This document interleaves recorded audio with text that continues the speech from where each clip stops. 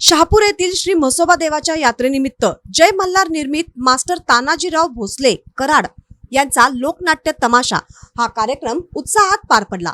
या कार्यक्रमाचे उद्घाटन दिलीप पाटील, पांडुरंग सोलगे, मंकाळी देशिंगे, रमेश पाटील, देवप्पा हराळे, बाबूराव जाधव, संतोष कळगे, पिंटू कांबळे, बंडा उगळे, सचिन साळुंखे, अमोल कोकणे, विश्वास सांबरे यांच्या हस्ते करण्यात आले। यावेळी शहापूरमधील ग्रामस्थ, गावकरी व यात्रेकरूंनी मोठ्या संख्येने उपस्थिती राहून कार्यक्रमाचा आनंद लुटला। तमाशा सादर करताना मास्टर तानाजीराव भोसले कराड यांनी विविधांगी अभिनयातून आपली कला सादर केली।